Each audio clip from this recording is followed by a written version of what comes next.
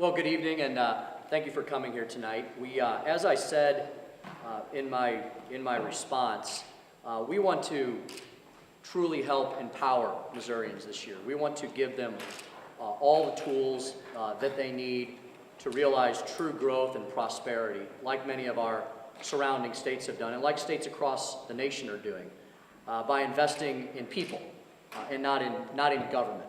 As I said in my response, unfortunately, though, we disagree with the governor this year on this basic philosophy. The governor appears to absolutely want to bring DC-based budgeting, DC-based taxation, and DC-based spending here to the state of Missouri. The governor's speech was just under an hour long, and I noticed per the clock that he spent nearly the first 50 minutes of the entire speech focusing on massively expanding our state's largest budget that we've ever had in history, which was last year. His spending proposals and increased amounts for spending pretty much consumed the entire speech. So this governor has decided that what Missouri needs is more spending, more taxation, and a larger budget. Just quickly, and we're going to drill down in these numbers over the next few days, and our budget chairman, Rick Stream's already begun dissecting some of those, and he's available for some basic questions here tonight. The governor wants to propose, it appears to be $310 million over the growth estimate agreed to both by the House and the Senate. I would point out that this was an estimate that was supported by the House, the Senate, and also by the University of Missouri researchers who weighed in on the consensus revenue estimate as they do every year. If you add this to the governor's proposed supplemental, this is an additional $1 billion in new spending. It includes such interesting things as an Office of Administration office in Washington, D.C. So apparently the governor wants to set up an office in D.C. to do I don't know what with, and that budgeted amount is about $324,000. I think it's an absolute mistake for Missouri to look to Washington, D.C. for advice on anything these days. The governor wants $15 million for state parks. He's currently withholding $12.5 million for state parks. So perhaps he should release the $12.5 million first before asking for an additional appropriation. But these are the kind of smoke and mirror budget games that this governor has played for the last 6 years. There's a line item where he is cutting money from veterans' homes to use for some other purpose. He is treating four-year institutions of higher education in a much better fashion than 2 years. So he's playing, for some reason, he's picking winners and losers between our 4-year and 2-year institutions and treating them inequitably. It's really unfortunate that this governor's only solutions to the problems facing our state are to throw more money at all the challenges facing us. I did not hear one single proposed substantive legislative solution to any of the challenges facing our state. It was all based upon the fact that if we throw more money at our problems, that'll somehow solve the problems we have. In the last 2 decades, we have increased education funding by billions of dollars in this state, and probably by trillions of dollars across the country. Since this governor has spent during the time this governor has spent his entire political life in office, the St. Louis City Public Schools have been unaccredited. They've been unaccredited for nearly 40 years, and Kansas City is now going to be unaccredited as well. There was not a single legislative solution for solving that crisis other than throwing more money at problems that we've been throwing more money at every single year. I would have liked to have seen some legislative proposals or some of the governor's proposals for dealing with our transportation funding crisis. I heard none. I would like to hear some of the governor's proposals for solving the education crisis in our state. I heard none, other than to simply throw more money at the problem. I heard no proposals for how to make sure that Missouri can be competitive with our 8 surrounding states, states that are growing their budgets, increasing their job numbers, increasing their wage earners, while we are stuck in neutral, near the bottom of the country in job growth since he's been in office. And since this governor's been in office, we've lost tens of thousands of jobs while states around us have gained them. So it was unfortunate that we didn't hear any true specific proposals, but that just means that the legislature's task is that much more mighty, and we'll come up with legislative solutions as I've stressed in my response and in several of the speeches I've given throughout this opening session. And our budget chairman may have some additional items to add. Just to add to what the speaker said, the governor has proposed spending which is much higher than we believe is going to come in revenue for fiscal year 15. At least $300 million more. We think it may be even higher. And when you add it to the supplemental, it's even more spending. So we're going to have to take a good look at his proposals in each one of the budget bills and decide where we're going to make the cuts, because we are not, the House and the Senate are not going to spend more than we think is going to come in. So as the speaker said, our estimate was based on economic data done by nonpartisan people in the House and the Senate staffs, and also including the University of Missouri at Columbia. And the governor just believed that his number should be a lot higher, 5.9%. So we're not going to go along with those numbers. We're going to hold the line on where we think the spending should be, continue to balance the budget as we see fit, and make the necessary cuts in what he's proposed. Robert, take any questions? Is a $278 million increase in the foundation formula, is that an appropriately high number? You know, even just setting aside the question over the census revenue estimate, is that level of funding increase something that you would ideally like to see? You know, I think the first thing this governor should do is stop cutting and withholding money from education, as he has done in nearly every budget that I have seen in the last 7 years before this chamber. You know, time and again, the House has appropriated more money nearly every year I've been here for education. And time and again, the governor almost every year has then withheld money from education. So I think it's time for the governor to stop using our educators and the children of the state as political pawns.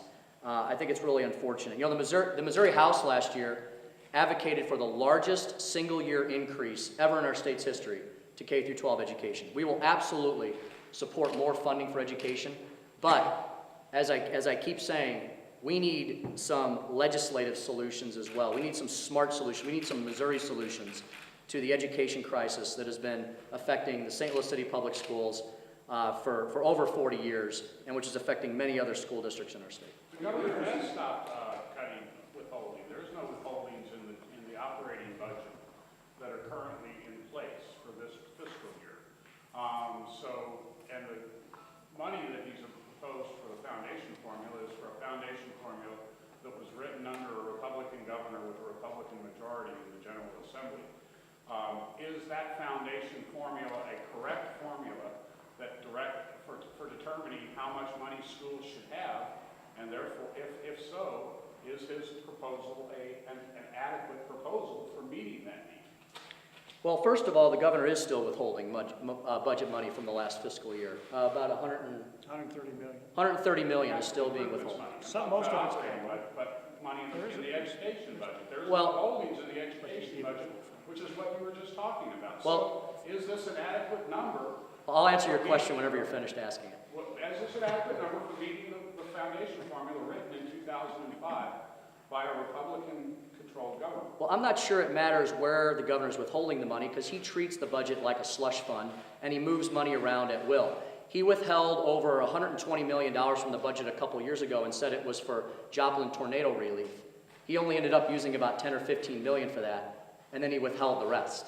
So before we start saying this governor has been true to the budget appropriators, which is the constitutional duty of the House and then the Senate, let's be honest about what this governor has done with budgetary tricks.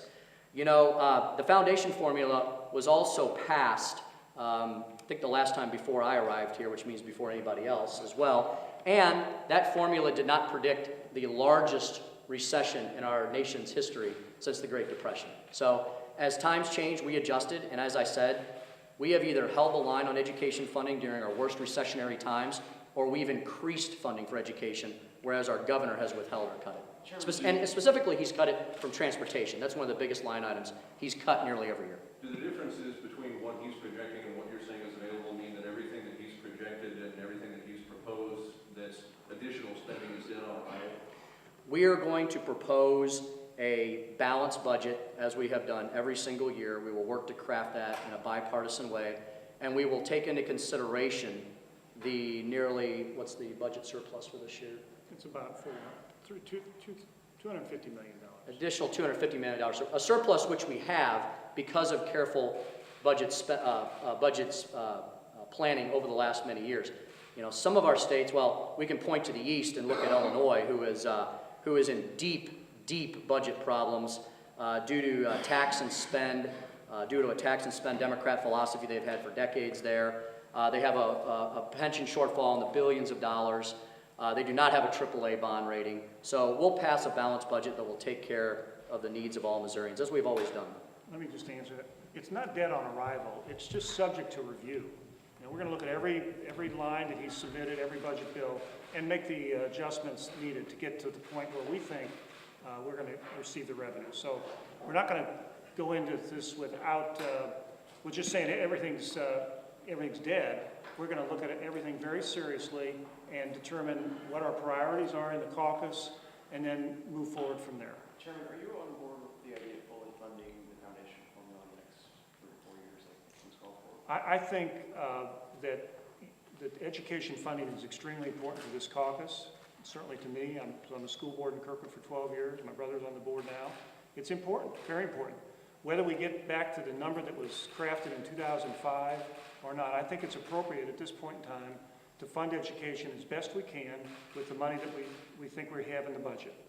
And I think, as the speaker said, we've got some serious problems in education in certain districts around this state. And there was no proposal from the governor tonight to address those problems. In the 3 districts that are unaccredited and the 8 districts that are provisionally accredited, we have serious student transfer problems. He made no mention whatsoever of that problem. And that is affecting the lives of thousands, tens of thousands of students in our school districts. So I think, you know, and my job in this particular position is to try to help educate as many Missouri students as possible in the best possible way, but especially address the districts that are struggling. Representative Stream, is there anything in that proposal, large general revenue items, that you can say to us tonight, this is not something we will support, or not something I can support? Something that starts chipping away at that $310 million. Well, Medicaid expansion. Well, that's all paid for by the federal government. That makes the problem worse because that's $97 million of general revenue savings. I think it's $77 million, but What? I think it's $77 million that he's supplanted with And general. 19 million of new revenue, so 96 total is what they said. So where are you going to get? Where are you going to find 310 million? You got one item you can tell us tonight that isn't going to fly? I can't tell you one item. I will tell you that we're going to get, if 310 million is the number, we'll get to that number.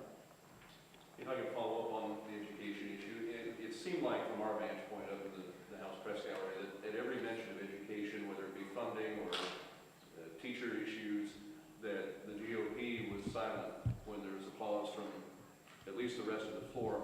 And I'm curious what that was a product of, or am I misperceiving what I saw? I can't read the minds of my caucus when I'm sitting next to the governor. I'm focused on him. Well, But, what are your thoughts about where you but- split with him? Well, I think the problem is all the education solutions we heard from the governor revolved around increased spending. We have increased spending to education over the last 2 to 3 decades in this state and in this nation.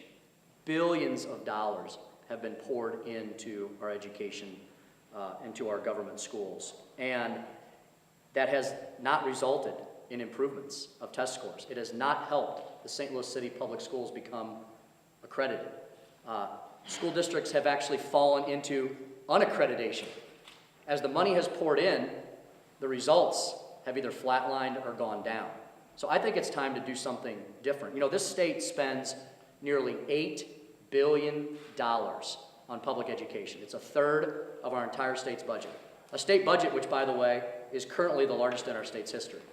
So we will continue to support and fund education, but since the governor didn't propose any substantive solutions tonight, we'll move forward with solutions like what Representative Stream had proposed, and we will consider those. Like what Senator Maria Chappelle-Nadal have proposed, and we'll consider those. Like what Representative David Wood have submitted, and we'll consider those. Because those are actually tough debates to have that the governor shied away from tonight. The governor's budget includes both bonds to rebuild Fulton State Hospital and even starts repaying those bonds in the current fiscal year in the supplemental this year, $15 million next year of bond payments. Has the caucus or discussed bonds and whether you're comfortable with borrowing the money for this, or should we use the surplus, or should we go to a general obligation bond? Has there been any consensus on your side? Well, we'll look at all the options that are available to us, like we did last year. Last year, we took some of that money. We work best when the governor wants to work with us on these solutions, and when he proposes solutions to us, and we can work towards a compromise. We did that twice last year. We did it on the capital improvements bill, when the governor came to us and said, you know, how about we use some of the surplus to address some of the biggest challenges in our state, looking at Fulton Mental Health Hospital, rebuilding some of our state, looking at some of our state parks problems. And, you know, state parks bring in massive amounts of tourism, new dollars into our state. Things like that. The governor, the Senate, and the House sat down, crafted a compromise bill, and we passed it. I wish the governor would stop withholding money from that now, but that is something we worked on. Secondly, the governor came to us during special session. In 1 week's time, we passed a bill based upon the governor's recommendations that he felt would incentivize a business to come to Missouri by offering them a tax break. Why a month later tax breaks are now off the table for any Missouri business, I don't know. It seems to be at odds with economic, maintaining your economic philosophy and being consistent on it. But I think those are issues where we can come together. So if the governor wants to work with us on some more capital improvements for Fulton, we made it a priority to help those who have mental health issues in our state last year. We appropriated more money for mental health, and we appropriated a significant capital improvements budget towards them. Bonding, you know, we may have to get Representative Chris Kelly and the governor on the same page first, because Representative Kelly, who I greatly admire for his budget expertise, has a huge disagreement with the governor on some of those issues. And I really look to Chris for advice and help on those types of issues. I filed a bonding bill last year to work on investing in our infrastructure, and I am going to absolutely support one again this year. We have some major items in our state we can tackle through a bonding proposal that will not cost our taxpayers, that we won't have to, that is a good investment for our taxpayers because of our AAA bond rating, and the fact that we've been very good in paying off our previous bonds. The governor called for passage of the Missouri Non-Discrimination Act. That cleared the Senate last year. Assuming that it were to get through the Senate again, where does your caucus stand on that? You know, we haven't discussed that issue. I think that passed the Senate in the last 30 seconds of session last year. I'm not sure about the details regarding that matter. I'll have to sit down with Senator Dempsey and speak with him about the matter. Time for one more question. What do you think about the many teachers in the galleries applauding when Jay Nixon gave the speech? You know, it was interesting that the governor, I suppose, apparently had a great number from the education world here tonight. I've heard from a lot of Missourians who weren't here tonight. And the Missourians that I've met as I've traveled this state, I've logged probably 4,000 to 5,000 miles in the last several years. The Missourians I've talked to, the small business owners, the entrepreneurs, the innovators, they want us to reduce taxes. They want us to consider making Missouri the 25th state for worker freedom and choice. They want us to take care of our very poor litigation environment.